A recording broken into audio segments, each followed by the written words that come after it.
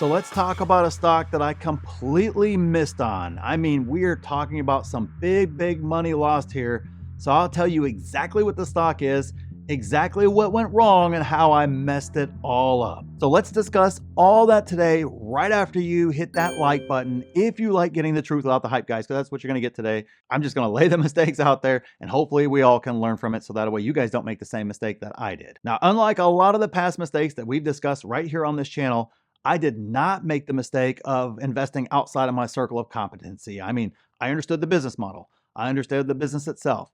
I understood how the business works internally, externally, how they draw more customers, how they expand. I understood the margins. I understood the growth rates. I understood the financials. I understood the sector. I basically understood everything that it did within the business itself. But clearly I made a mistake. So let's discuss the mistakes that I made in regards to analyzing this.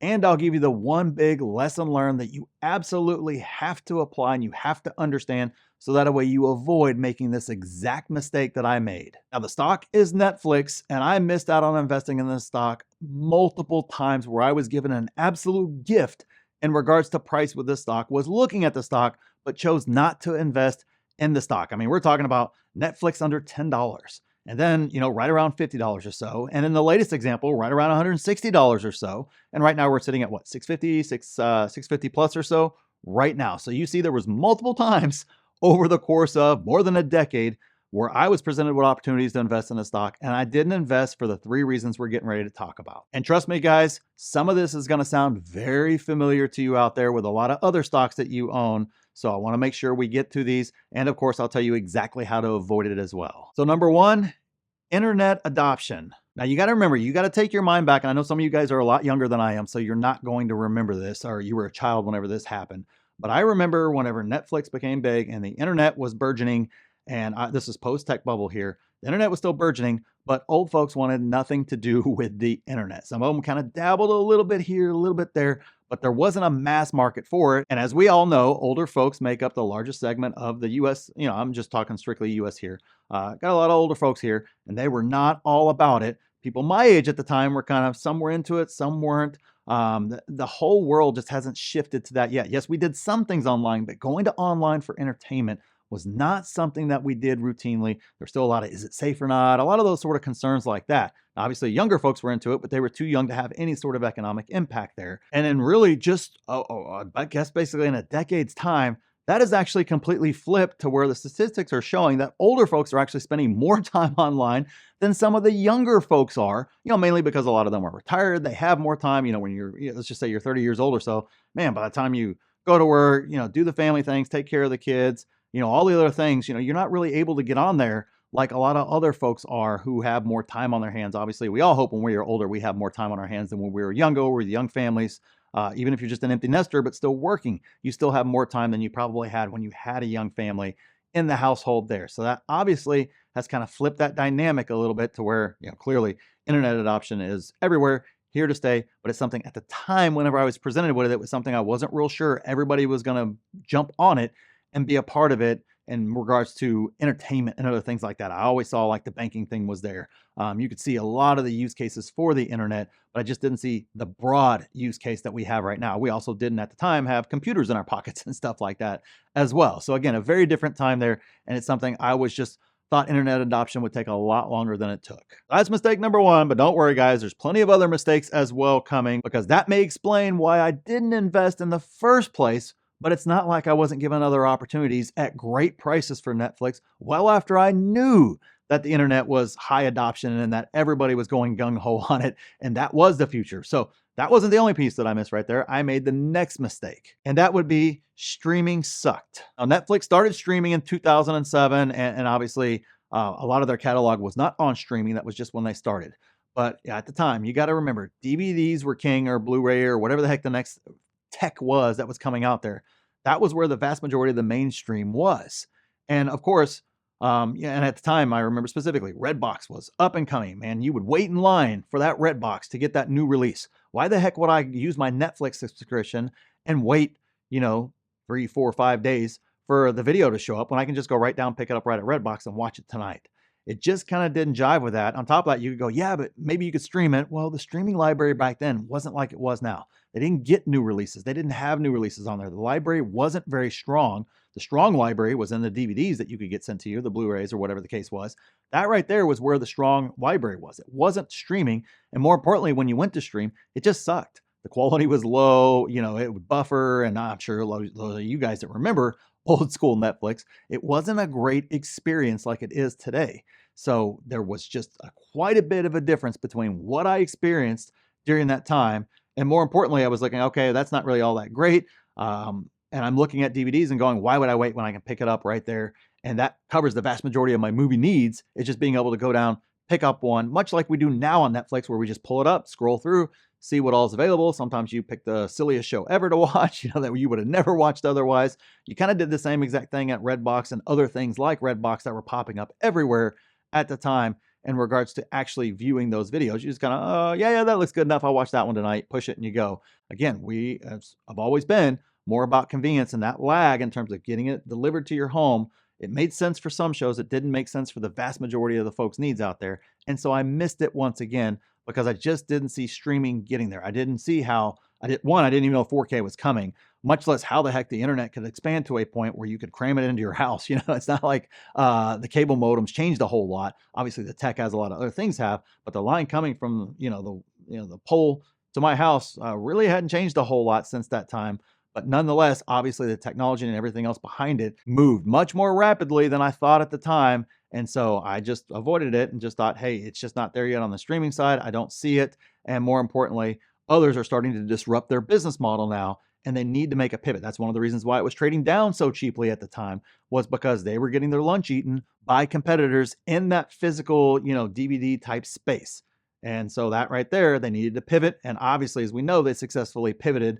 But at the time, I wasn't sure if they could make that pivot or not, especially given whenever I checked out the product, it just wasn't impressive at all. And number 3, competition. Now, obviously, the tech got there in terms of streaming being awesome.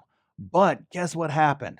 All of a sudden, competition was coming for Netflix. And we're talking about the big dogs here. We're talking about HBO starts talking about how they're going to start streaming. And I'm sorry, HBO had all the hit shows, it seemed like, forever. It seemed like there was a full decade of just, great HBO show after great HBO show after great HBO show, right there. And I'm kind of like, all right, well, most of the HBO shows are better than Netflix shows in terms of the big ones that everybody heard about. Obviously, I wasn't really watching any of them, but the ones that I would hear about whenever I would, be in an office somewhere or talking with friends, they were always HBO shows. It wasn't Netflix shows necessarily. That came a little bit later on in the future there in regards to what Netflix was doing. So again, when presented with the opportunity there, it looked like the competition had a leg up. And then the competition heated up even more.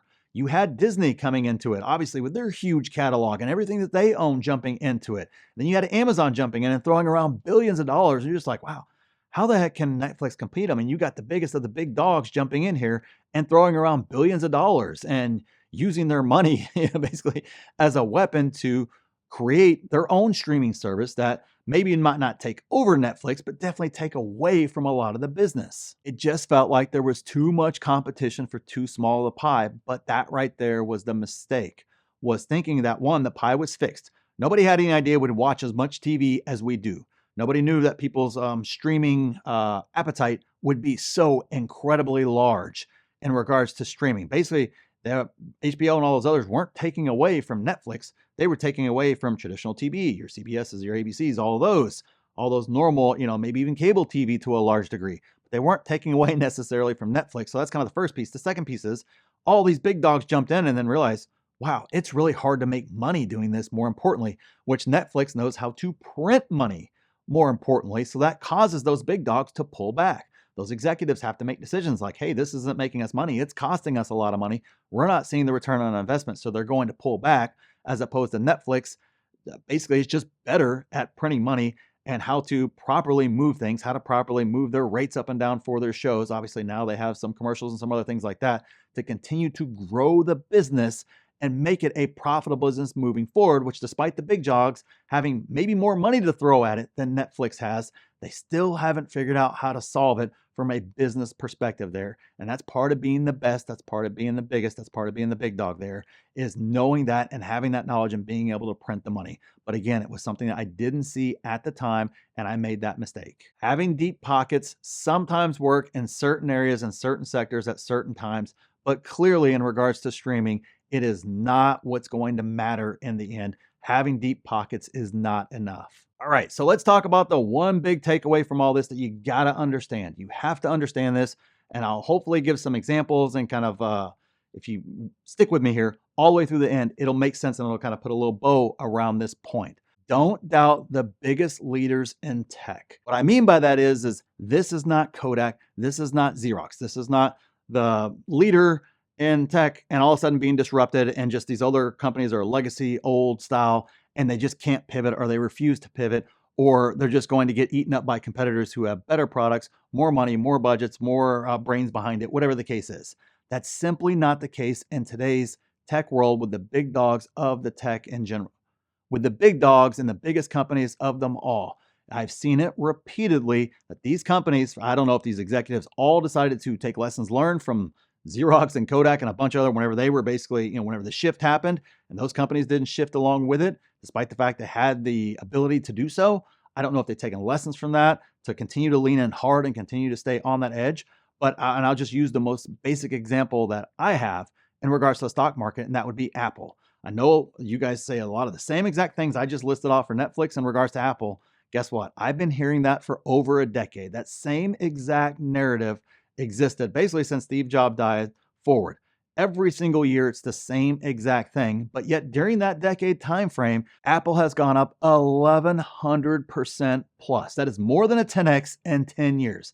Think about that for just a second. So it doesn't matter what's going on with the competition per se, because, okay, the competition has been coming forever. In some ways, they've actually surpassed Apple, but yet, man, they're not that go-to. They're not printing money hand over fist like Apple is. They don't have people lock into the ecosystem like Apple has. Apple figured out a way to do it better than the competition, not in regards to maybe having the best tech ever or the best this ever or whatever, but in regards to making money to the bottom line, which is what we care about as investors. The same exact arguments I just used to not buy Netflix were being said about Apple as well a decade ago. But yet I listened to that criticism or in my analysis of Netflix, but I chose to ignore it and basically look at the fundamentals in regards to Apple. And I should have done that with both. I should have taken exactly what was going on with Apple and applied it down here to Netflix, understanding Netflix is the leader, understanding they are the best at what they do, understand that they have something, a secret sauce, whatever the heck you want to call it, that just folks can't figure out and haven't been able to figure out. It doesn't matter if your library is bigger. It doesn't matter if you spend more money and you have a bigger budget to make shows than what they do. It doesn't matter all those other things. You have the bigger name brand. You have more credentials, a bigger catalog, whatever the case is. All that doesn't matter. It matters to how much money you print in the end. And Netflix has shown, just like Apple has shown, they know how to do it better than anybody else in their space. That is what all these great tech companies have done, and that is the reason why you have to be very, very careful and not underestimate these companies to those degrees. A lot of these arguments are thrown up periodically over time. Again, I just showed you with Netflix over the course of more than a decade, that's exactly what happened. I've heard the exact thing for more than a decade in regards to Apple. And it just, I guarantee you can apply it to Microsoft. I know I've heard it with Meta 100 times. It happens over and over and over again. And these companies are all the biggest and the best for a reason. And yes, in this case, I missed it with Netflix, and I could have made a lot of money if I just would have nailed one of those entry points at any point in time when I was presented an opportunity, but I didn't. So that right there is a mistake that hopefully you guys don't make in the future. Whenever you get a great business at a great price and it's a great long-term company, you have to take advantage. And if you want to see all my buy and sell alerts in real time, you want a complete watch list with price targets, you want to take 5 courses for free, get your free coaching, use our free stock analyzer, be a part of the best 6, 7, and 8-figure Discord out there. Guys, there's so much involved with the group. Check out the pinned comment and see if a membership's right for you. And click this video here if you want to see exactly what I'm buying in this market. And click here to see my exact plan for this market. So thanks for watching, and we'll see you in the next one.